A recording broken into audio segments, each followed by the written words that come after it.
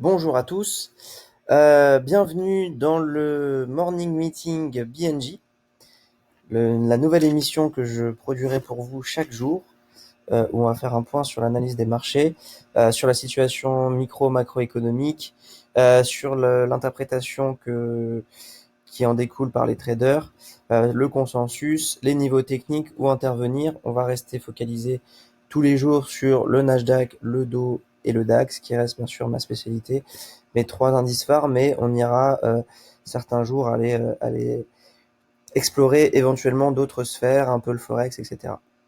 L'idée, c'est vraiment de pouvoir vous donner le contexte économique, les niveaux d'intervention, que vous ayez, que je sois disponible ou non, une journée entière, si vous voulez, où vous pouvez trader euh, avec mes conseils, mais sans forcément mon accompagnement.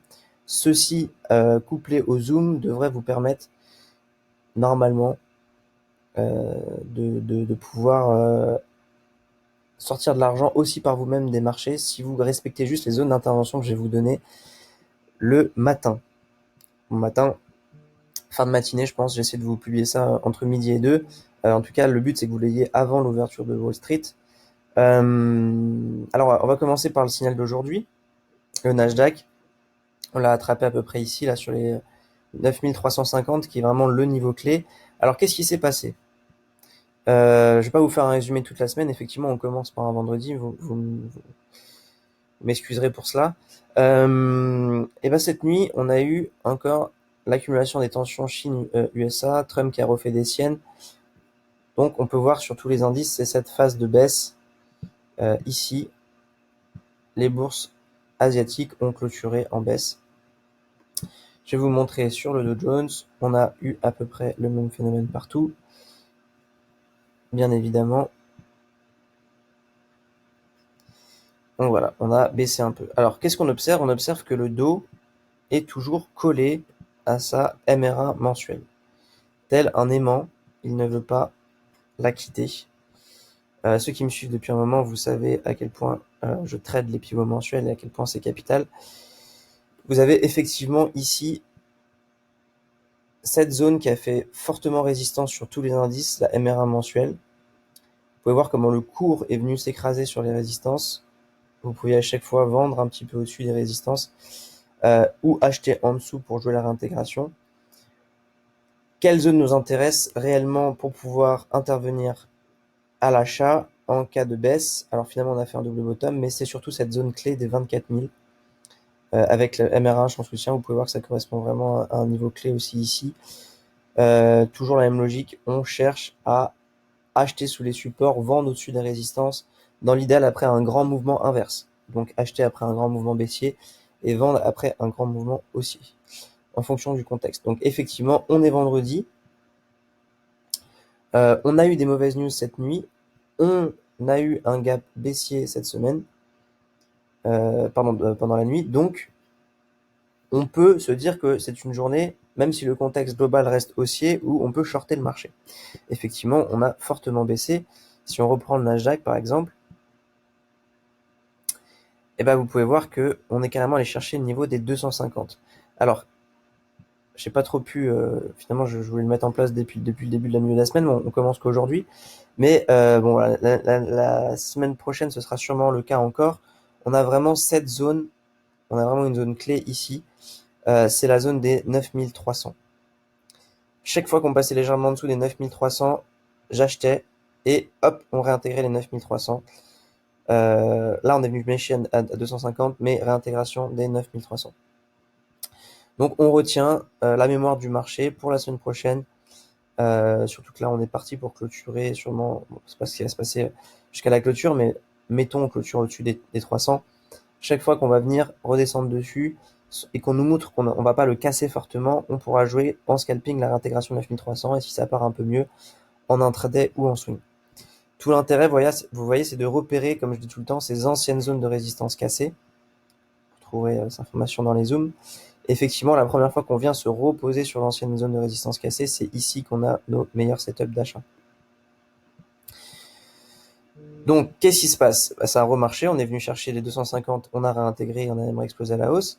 Si on revient en séance rechercher donc jusqu'à 22h les 9300 et que vous voyez que ça se retourne, vous pouvez tenter un petit achat. C'est vraiment le niveau clé du marché qui nous a donné un gros signe haussier. Bien sûr, le niveau encore plus clé, d'ailleurs on le voit très bien graphiquement à l'œil nu, c'est le haut du mois précédent. Regardez la puissance du level, sachant que le haut du mois précédent, c'est vraiment c'est très symbolique. C'est par rapport à la semaine d'avant, on a cassé le plus haut, on a réussi à se maintenir au-dessus. Donc, on est toujours extrêmement haussier. C'est un peu quelque chose de symbolique qui ferait par exemple que le swing trader ne puisse même pas recouvrer sa perte de la semaine passée, puisque on n'est même pas venu une fois recasser le haut du mois précédent, enfin, ou de la semaine précédente. Ça dépend si on se base sur le niveau mensuel ou semaine. Pour le coup, c'est-à-dire que sur le swing trader, de mois en mois, il n'a même pas eu la moindre chance de sortir flat. Il aura toujours été en perte. C'est ce qui se passe un peu tout le temps sur le Nasdaq depuis des années, d'ailleurs.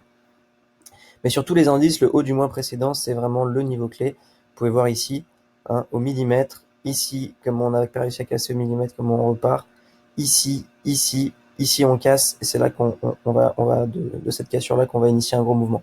D'ailleurs, je vous avais donné les signaux ici. Donc voilà, donc ancienne résistance cassée. Là, voilà, pour l'instant, on est sur cette zone-là. 9300, 9500, ça range. On vient de réintégrer le milieu du range. Voilà, jusqu'à preuve du contraire, on n'a pas cassé les 9300, on reste haussier. On construit encore des plus hauts en plus haut. C'est toujours pareil, ça dépend sur quelle unité de temps vous vous placez. Si on prend le Dow Jones, donc qu'est-ce qui serait intéressant comme zone? Bien sûr, 9350, un peu risqué, mais ça se joue. Vous voyez, il y a vraiment une confluence de résistance. Clôture journalière, bas du jour précédent, haut de la semaine précédente, R1H, MS1J même si vous voulez. Et de l'autre côté, donc un peu plus bas le niveau des 300, un peu plus bas bien sûr le niveau parfait ce serait le niveau des 150. Et de l'autre côté, si on va sur le Dow Jones,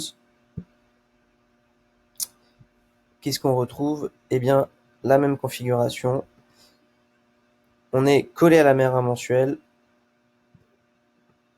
Ici, des gros niveaux, 24 200, clôture mensuelle, clôture du mois précédent, clôture de la semaine précédente, c'est vraiment des niveaux très forts.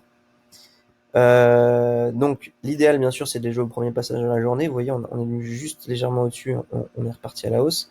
Et sinon, eh ben, tout simplement, on attend une cassure de ce niveau-là pour éventuellement aller jouer en TP les 24 000. Et là, on aura par contre un très beau setup à l'achat. Vous voyez cette zone des 24 000, même la zone des 23 900 avec la S3J 870, réintégration des 24 000. Là, si ça coule, en fin de séance, on peut avoir un très beau trade. Là, vous voyez, il y aura 100, un peu plus de 100 points d'objectif. Et si ça repart bien et que ça casse, on peut même essayer de l'emmener un peu plus loin en intraday. Mais voilà, Dow Jones très intéressant. Et bien sûr, si on remonte, pourquoi pas short au-dessus du niveau mensuel, 24 500. On aurait même cette trendline ici qui pourrait être aussi un renfort. Vous voyez, voilà, les 24 550. On pourra avoir un short à tenter si on voit que ça se retourne. On est vendredi en plus. Intéressant à jouer. Et sinon, bah, si on venait à s'écrouler, bien sûr, comme je vous dis, 23 900. Et si venait on vraiment avoir un crash, on sait jamais, hein, en fin de séance, on peut très bien avoir un crash et se retrouver à 22h sur le pivot mensuel. On aurait coulé de 1000 points. Et alors là, on aurait un setup à l'achat extraordinaire. Si on fait un petit point sur le DAX, ce qu'il faut comprendre, c'est que c'est toujours la même logique. La dynamique des marchés européens est toujours un peu plus faible, celle des marchés américains. Donc, on est dans un contexte pessimiste, le DAX va baisser plus vite que les autres indices. Et dans un contexte optimiste, quand ça monte, les indices américains, tout feu, tout flamme, ne se pose pas de questions, achète à tout va. Beaucoup plus que les marchés européens.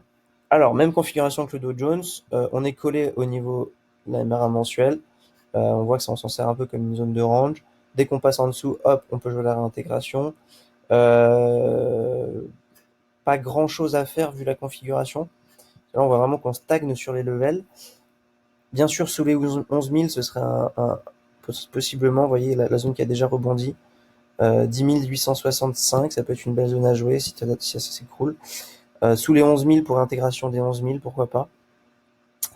Et si on monte, il n'y a pas grand chose d'intéressant pour aller chercher un short.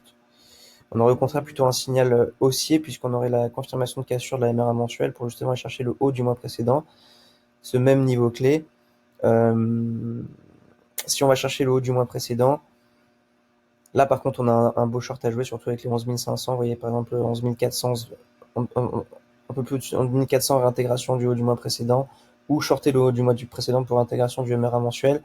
Et si on baisse, R1, MR1H bien sûr, vers un niveau des 10 800, c'est un beau niveau. Vous pouvez voir que ça correspond à ces mèches ici, ce support, cette ancienne zone de range ici.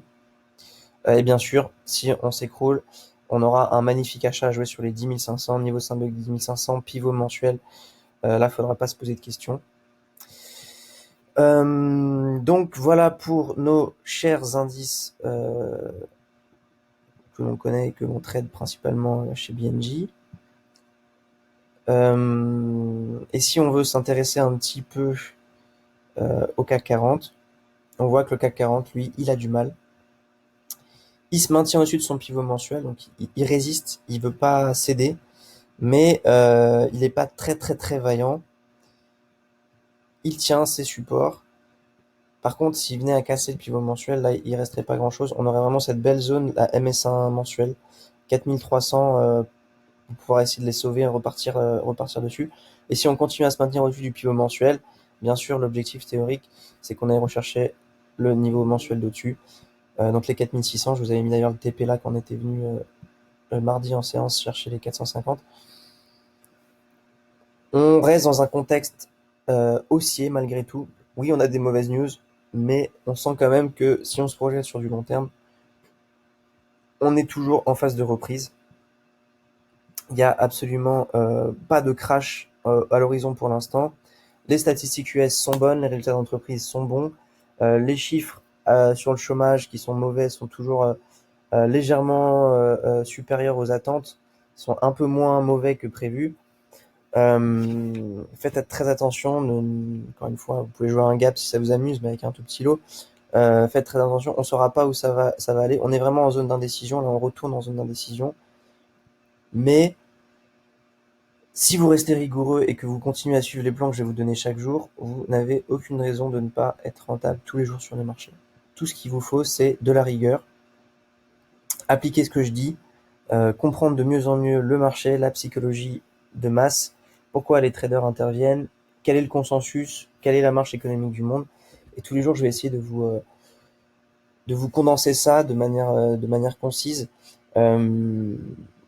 pour que justement vous soyez armés, parce qu'il y a quelque chose qui vous manque principalement beaucoup à tous, c'est le fondamental.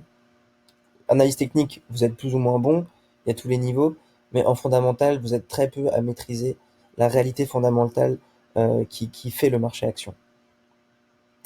Donc moi, je vais vraiment essayer à travers cette quotidienne de BNJ,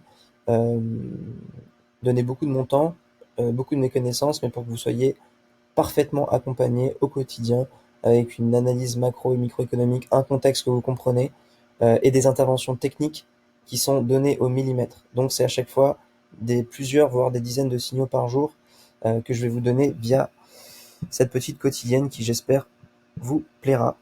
Voilà pour la première édition. J'attends vos retours avec impatience pour éventuellement améliorer certaines choses, me dire ce que vous en pensez de l'initiative et de l'entreprise. Très bon vendredi, tradez bien, tradez safe, et on se retrouve en forme lundi. On va voir un peu comment évolue le signal du Nasdaq. On est en zone de compression, on est toujours sur notre point d'entrée. Tant qu'on est au-dessus du RH, on se maintient. A priori, on n'a pas l'air de vouloir s'écrouler aujourd'hui sur les marchés. On voit en H2, ça repart bien. Sur ce, je vous souhaite un bon trading.